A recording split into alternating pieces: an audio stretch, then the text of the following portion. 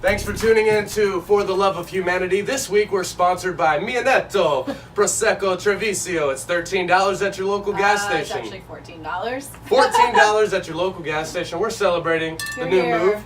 Cheers to Mikey on his new pad. Let me just take a quick sip. We just moved into the Riverside area of Jacksonville, Florida. I'm officially a river rat now. We have a really great pad. It's so awesome. I can actually walk here. We're officially neighbors, and I mean, this house, it was made for this. Seriously, check this out. Like, we're out here in this back little patio area. This is where we'll probably be recording more often than not, unless it's, of course, 1,000 degrees out. This is Florida. But if not, there's tons of space inside. There's tons of opportunity in there to, to have get-togethers. We're going to do brunches. We're going to have some meeting at the mines. Whatever's clever, right? Absolutely. If you guys want to check us out on Instagram, we did a live video tour of the house. Kitchen Independent is going to start hosting brunches here on Sundays here shortly once we get settled in. Like she said, we're going to get together and just have events here, get together and eat food and talk about cool stuff. And what better way to do it than at a really cool place in Riverside. So this week on the show, we're going to be talking about how to cultivate inner peace in a conflicted world. As we all know, that's kind of the case right now. And how to do that, kind of some subtopics. We're going to talk about giving back, side hustles, multiple streams of income, and things of that nature. One of the things I want to do as a side income is create my own champagne. I think it would be fun. What better way? I mean, because this is what I was going to mention to you about that. I mean, you don't necessarily have to make the champagne. We can private label it. But yeah, so one of the things I'm interested in doing for Kitchen Independent is when we host events, I want to have our own Kitchen Independent labeled champagne and rosé. I think it'd be a great way to get our brand out there. And it's just nice to have. Everyone loves champagne. People want rosé in the summertime. It's nice and cool. And how do you feel about making it into almost a social entrepreneurship where some proceeds go for sure, back yeah. to... If we can find the right brand to do it with and partner with, then I absolutely would love to do that. Because that's the whole idea behind Kitchen Independent is to get local chefs together and we want to have a giving back opportunity. And not necessarily a chef, right? Someone that loves to cook. Yeah, anyone that wants to cook. Like our whole concept behind our brunches and stuff that we're all of our food events are basically donation based. We're going to call it the Church of Brunch on Sundays. We're going to get together at 10:30 for service, and we're going to pass a collection. So let's call it maybe the Church of Brunch or Church Brunch or Church of Brunch. The Church of Brunch. Church of Brunch series. Yeah, absolutely. So we're going to come out, it's donation based. So if you have something to contribute, whether you want to bring your own, breakfast item to share, or if you just want to bring a few dollars to throw into the collection plate, that's the idea. Or bring the Prosecco. Bring the Prosecco. Enjoy the Kitchen Independent brand champagne and rosé. Until we get our own, of course. Yeah, for sure. But yeah, the whole concept is just get people together that really enjoy cooking, and it's a melting of the minds. We want folks that have different experiences, whether it's in a professional kitchen or at home or whatever.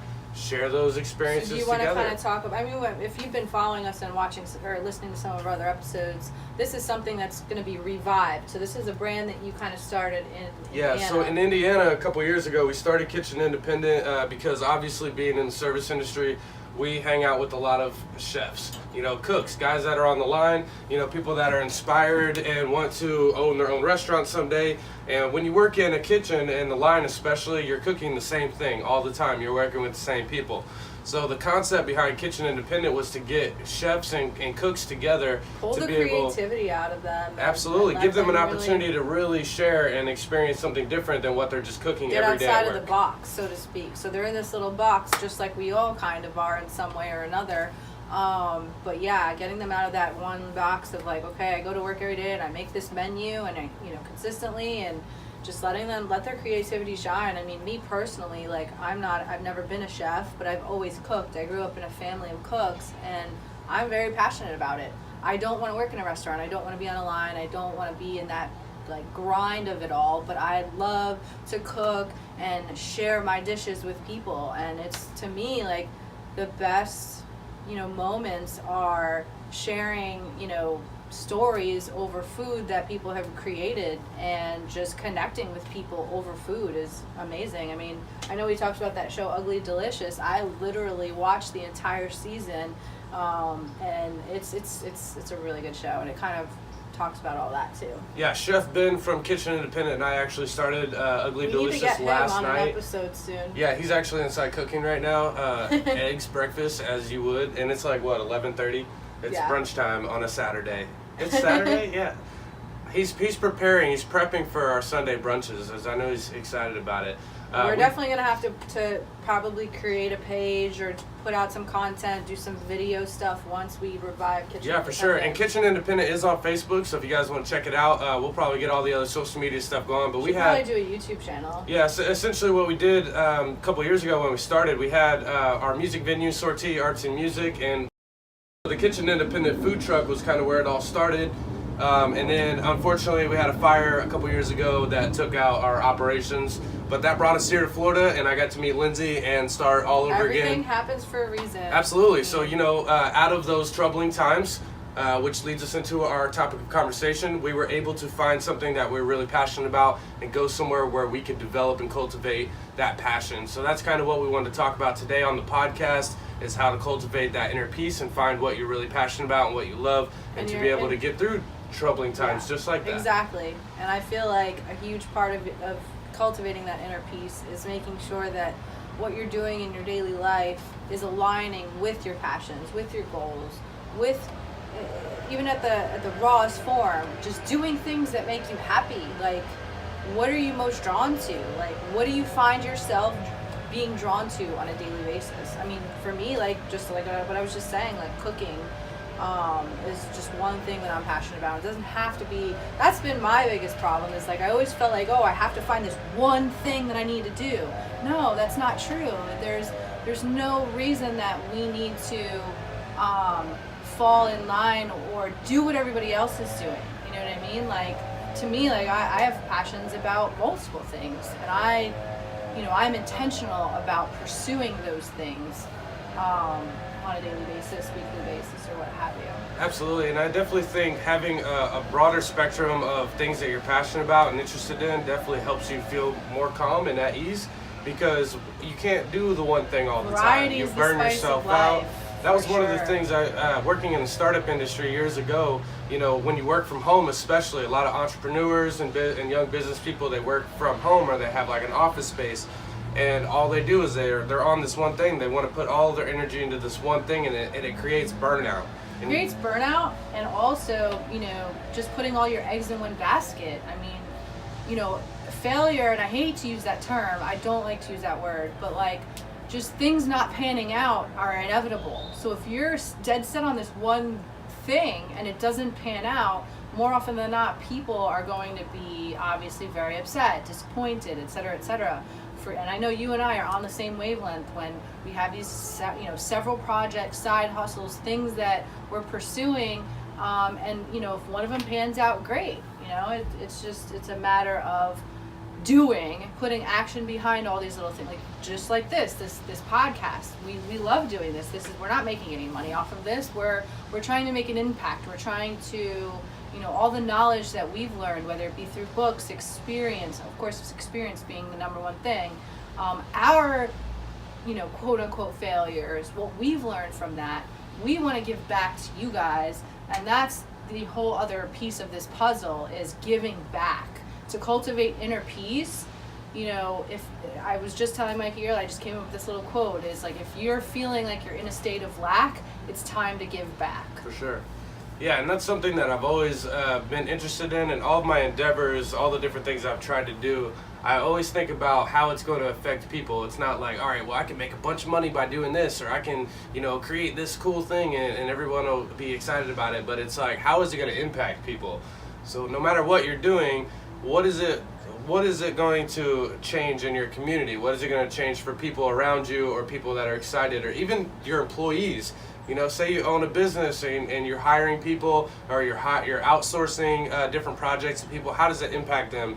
Are they excited about it? Are they passionate? Are they gonna produce good content? Are they going to produce a good product because they're excited about it? So that's something that you should always have in the back of your mind.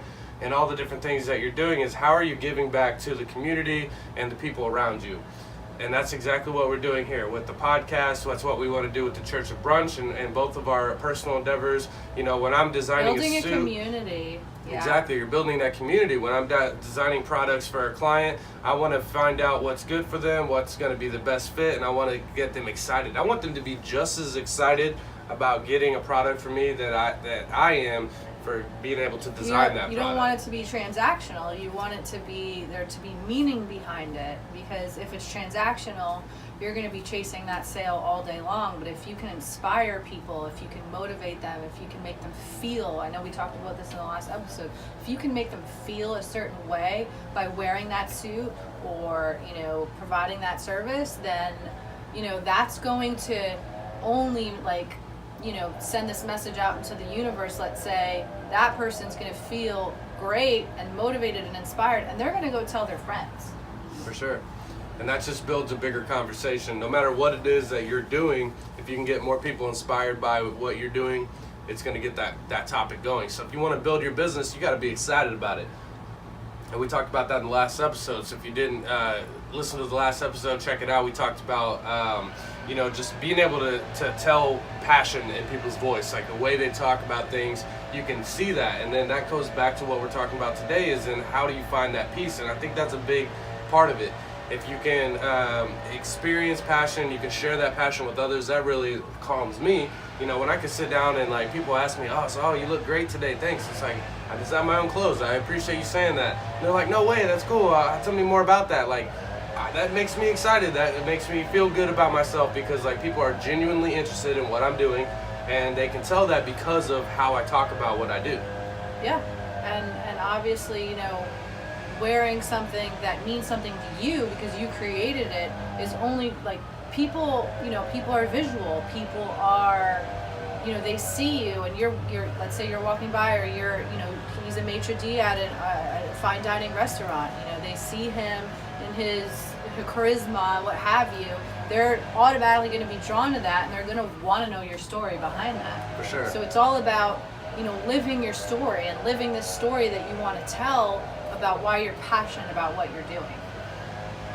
One thing I did want to bring up, because I know that this has been a thing for me in the past and so many other people, and I'm sure you can speak to it as well, but, you know, all the people that are out there right now in the grind of a job that they don't love, they're just trying to make that money, and this kind of ties into the whole side hustle thing. It's really going to come down to you managing your time more efficiently to be able to start some kind of side hustle.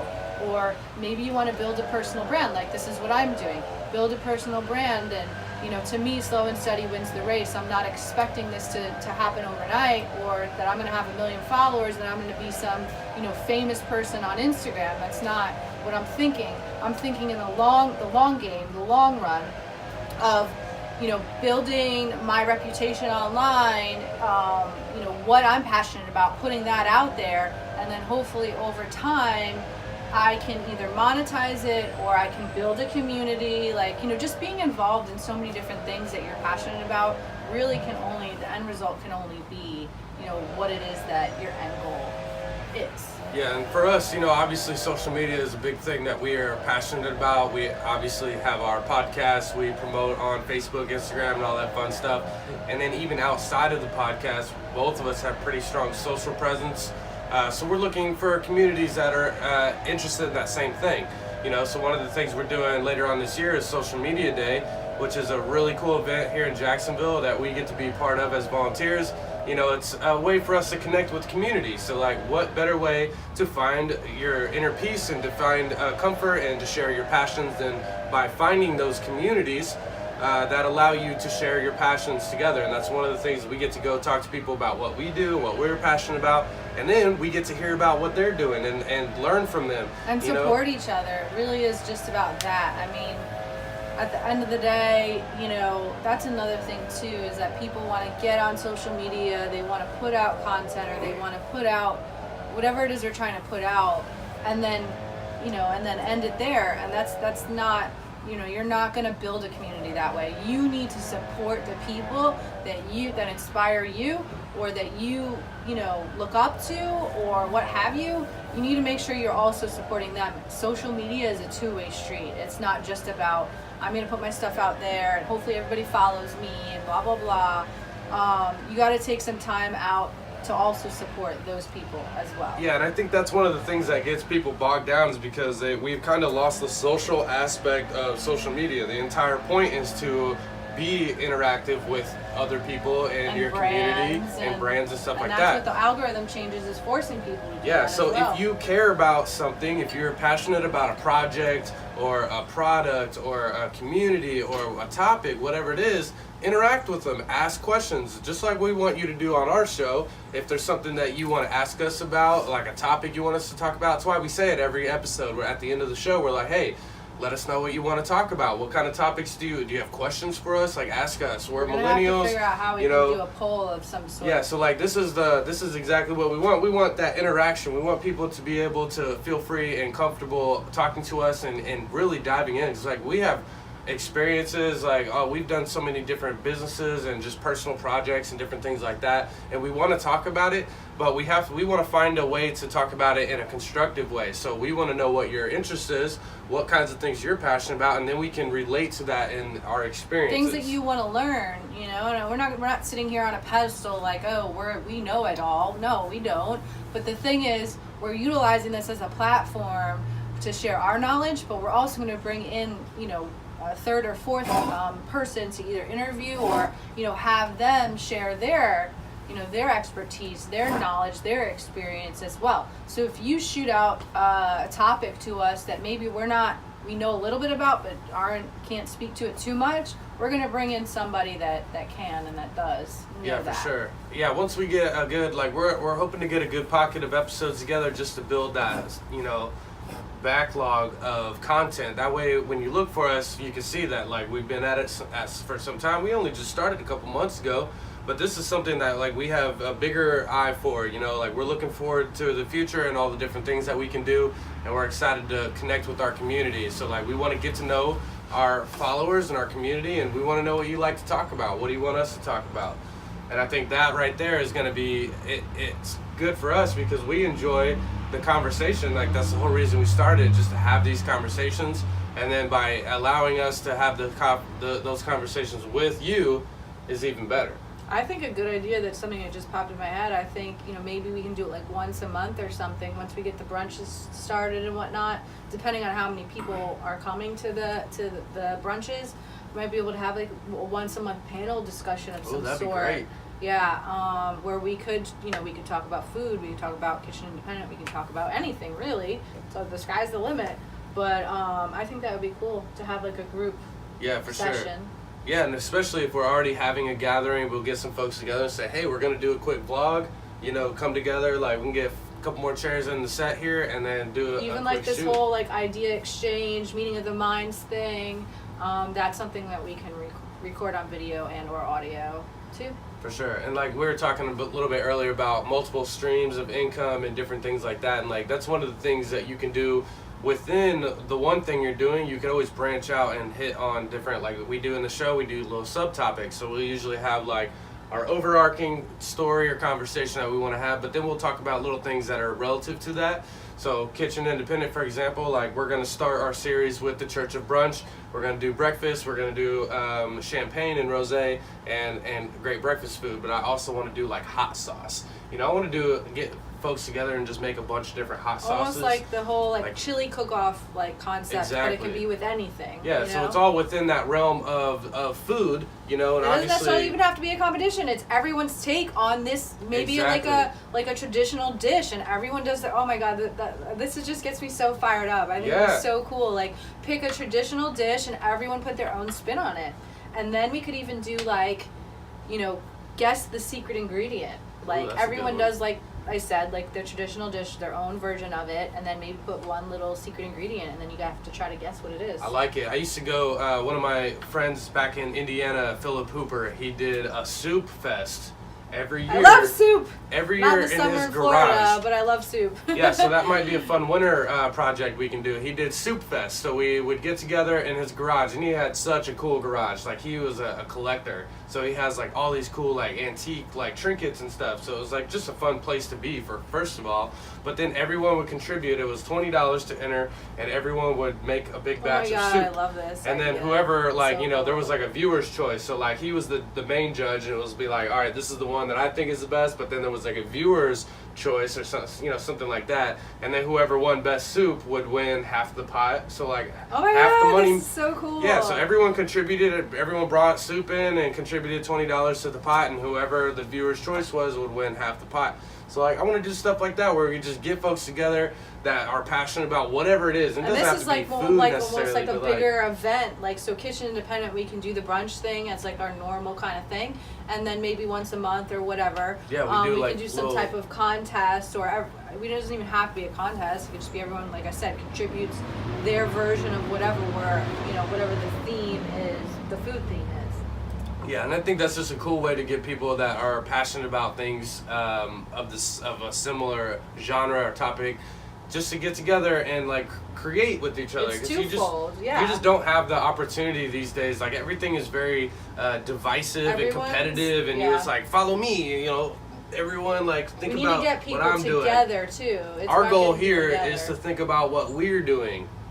What is our community doing? What are we doing as a whole? You know, it's not, and that's exactly why I wanted to be in Riverside, because I hang out with all these people from this community. They're all very But interconnected and working on different things. A lot of times, if you're not, like, it all goes back to the intention. If you're not intentional about it, if you're not like, hey, everyone, let's get together and do this, then everyone is just, we're all communicating just on social media. I mean, you know, I created that little group, Riverside Cool Kids is what I called it, and just like, you know, a whole bunch of us that live in this neighborhood, and again, it's about being intentional. I've definitely been guilty of, you know, sitting in that spot of like, oh, why aren't people doing anything? Like, why aren't they doing blah blah blah? Well, it's not about that. If you want to see, if you have a vision, if you want to see people get together and do fun things, then you have to be the orchestrator if nobody's doing it. And that's kind of how all this stuff is born. Yeah, and in the city that I moved from, I'm from the third largest city. Well, I'm from Indianapolis, but I moved here from the third largest city in Indiana, and one of the mottos that you hear a lot is "There's nothing to do in Evansville," and that's like the motto. And I've come to Jacksonville, and I've heard the Why same are thing. you relying on other people to create stuff? I've heard the same thing here in Jacksonville, and that's not true. Like, I've been here a little over a year, and every week there's chock full of stuff to do. People just say that because it's things that don't interest them, I guess. Sure, and like that's the key. If you don't have anything that you find entertaining, start something. Just do it. Invite, like, put it out there. Hey, I want to do this. This is something I'm interested in doing. And Anyone that is else want what to do that? social media is, and don't get me wrong, there's so much positives about it, but the people that utilize it in the wrong way, it really, really irk me. The people that just go on there and just complain about what's wrong, and this could be, and I'm not trying to get into a topic about politics, but it's just a good example of how people go on there and complain about all the things that are wrong with it. And I'm not going to say I'm not guilty, that I haven't been guilty of that. We all have been, because we're all sick and upset with what's going on. But if you really want to see change, you need to get involved. You need to do something about it, because we cannot rely on these hierarchy of people to do it. They're corrupt, and you know, if your heart is in the right place, then you need to be the leader of that pack. Yeah, and I feel like people always look towards influencers to know what's going on. And for me, I'm an influencer. You know, like I don't look out and say, oh man, what am I gonna do tonight? What are they doing? You know, what are they doing? What am I doing tonight? Like, that should be the question. What are you doing? And then who can you get involved in that? So like every night I'm like, all right, cool. So I'm gonna take a look and see what's going on. That's great. This is what I want to do tonight. So I'm gonna go out and then I'll just post it. Hey, this is where I'm at. This is what I'm doing. That's why the check-ins and stuff like that. That's all very cool, because people can see, oh well, that's something that I'm interested And in. it's tenfold. I'm gonna go do really, that. because it's tenfold. I mean, because you're also support, like you're to me, and I know you're on the same page. It's like, when we do stuff like that, like, we're also supporting that local business, Absolutely. that local band, that local whatever. Like, I'm so about the support local movement. Like, I don't like big business. I don't like to support, the conglomerate corporations and this and that, whatever. Like, I'm all about not only supporting local, but the brands out there that are truly trying to make a difference. Like, that's, to me, that's one of my passions. Yeah, for sure. And I'm always looking for that local individual that's doing something that you can, like, oh, we could go to Dave & Buster's tonight and it'll be a great time. I just saw a commercial. I got 70,000 points at Dave & Buster's. That's cool, but you could also go to the local arcade down the block, like literally blocks away. They got a bunch of retro arcade games. They got local craft brew, that kind of thing. They're playing old 90s shows on the TV. Like, that's a cool thing. And there's not much that separates the owners of that place from you. So yeah, the degree of connection there is yeah. way tighter than you would think. Like, I actually met the owner of this particular arcade just at a bar once. Like, we were out in San Marco at Beer 30, and I was sitting down, they had a little demo, and some guys were cooking food with some beer they were featuring. And we were sitting down, just got to chatting, and he was like, yeah, I'm actually working on building an arcade over on King Street. And I was like, no way, where at? And he was like, Beer 30. And I was like, I go to that place all the time. The old laundromat, right? Yeah, so like I used to go there, and he bought the laundromat next door and expanded and built this huge arcade. So now I go there all the time. Like, it's cool because every time I see him now, he's like, hey, Michael, what's going on? It's great to see you. And he's someone you could invite to church absolutely. Brunch. And he is someone that would come because it's not like I know him very well, but he remembers me and he knows that I come to his place, and he remembers where we met. Support. If you want to be supported, you need to support. Absolutely. If whatever you seek, you need to give. And that's where so many people fall short. And all of us, myself included sometimes, I have to remind myself, like, if what I'm trying to gain from the world, universe, from people, I need to give that in order to receive. For sure. It's definitely, the term? The ebb and flow? I've been wanting to use that. Is that the proper term? I have this ebb and flow in my head. There's even some cool things in this book that I've been reading, which is freaking awesome, by the way. I mean, it's by it's a female author, but I don't feel like it's just geared towards females, which is why I wanted to bring it up. But it's called "You Are a Badass: How to Stop Doubting Your Greatness and Start Living an Awesome Life." And it sounds kind of cliche, but there's really a lot of good stuff in here. I mean, she's and a an New York author. Times bestseller at that. Yeah, I mean, if you want to keep talking, I can maybe pick some things out that I kind of wanted to share. I wanted to feature this book that you brought, Get Shit Done. That's the motto, and it's just a notepad. It's blank because you write the story, all right? Get shit done, that's write my the notepad story. for our podcast. In the beginning, there's Look at podcast that. notes. Boom. I designated this for our podcast. Yeah, I've been to all these different cities in the U.S. When I first got out of college, I traveled a lot, and I worked with startup companies and mostly in the food industry for the first bit of it. But going to all these different cities, and like that was one of the things that I always had to try to find out what was going on. So you're looking for those things, and like I would find the just hole in the wall places, and I would have a blast. Like I was in Nashville for a weekend once. And I looked on NashvilleScene.com, and I was like, oh, a little festival, $30, whatever. So I go there, and it was one of the coolest things I've ever done. Okay, and then I went back 6 times after that, like just because that one time I just stumbled upon this festival. 22 artists called East Nashville Underground. I don't know if they still do it anymore, but if they do, you should go. But it was just the coolest thing. So like you never know what kind of things you're gonna run into, and it's just about being aware. And people are always like, oh man, you're so lucky, you get into all these different opportunities and this and that, and it's like I don't believe in luck. It's not luck. I'm aware of what's going on. I keep my eyes open, and I'm looking for opportunities, and I'm looking for places to go and people to meet, and I'm always open to talking to people. Same here. Sometimes folks get closed off. Being observatory. You have to Absolutely. be observatory and not going into a situation of like, what can I gain out of this? Goes back to what I was saying before. Seek what you seek, you need to give. You need to go into a situation, and we've talked about it in previous episodes, like if you're at a networking event, you are going there for a purpose. Think about what that purpose is, and think about how you can provide that before you ask. For sure. just a couple things I wanted to kind of shout out from this book, because I've been reading it and I've just been, it's just really been putting me in a positive mood. One thing she talks about, this is actually not her original content, if you will, but she mentions somebody else. Hold on 1 second here. So this is, I don't want to go too much into the story, but basically the person that came up with this blog, which turned into a best-selling book called 29 Gifts. Let me see who the original person is, if her name is in here.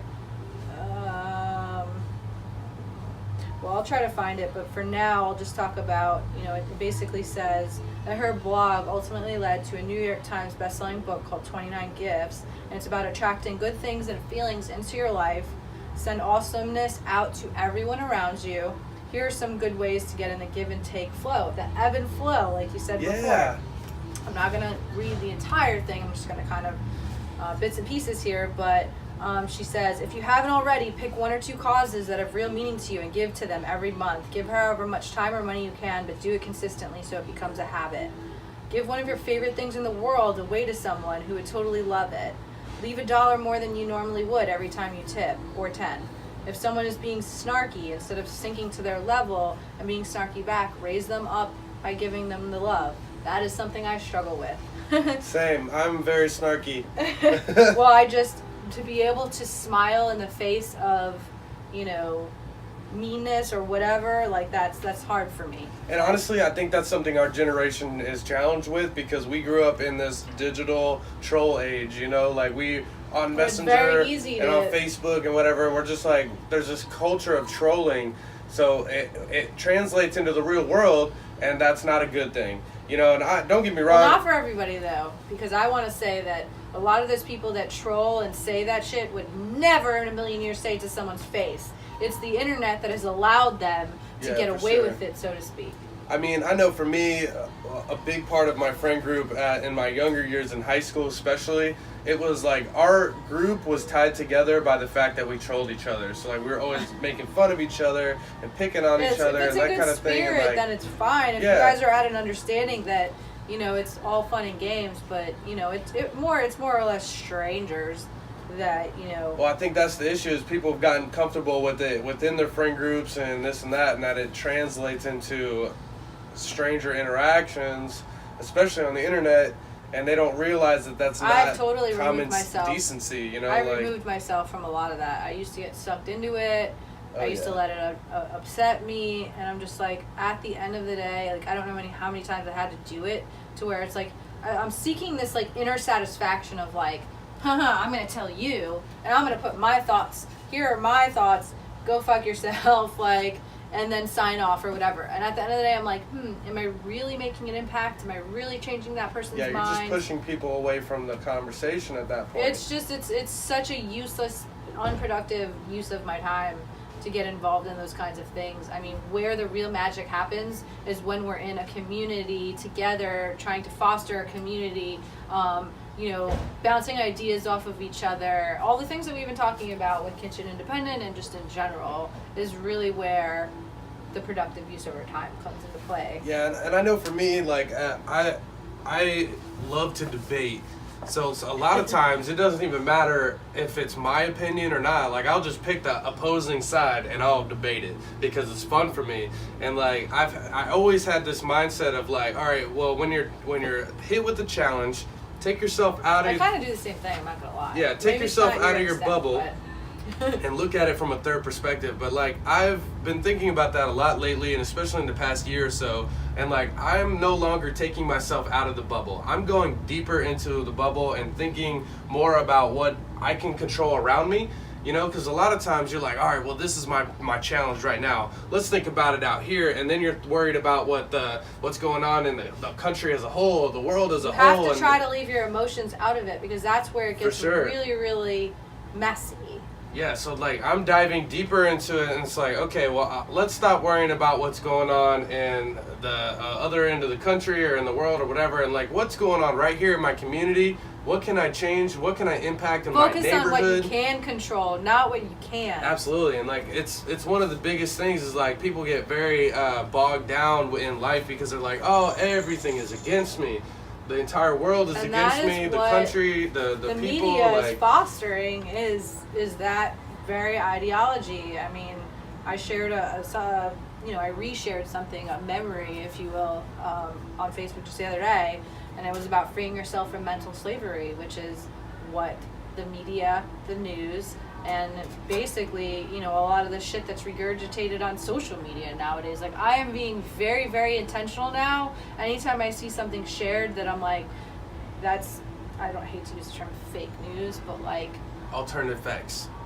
Yeah, like ABC, Fox News, whatever, like all like the major news outlets, or just anything that I feel that's being shared that's like just with the main goal of divisiveness, I'm like, unfollow. Like, I'm not even, sure. I want my news feed, like, I hate to say it because I try to keep people, I try not to delete people or block people that I feel have opposing views from me, because I want the diversity of opinion, but I don't want the closed-minded people, the ignorant people, which is rampant right now, of course, with the trolling and all of that.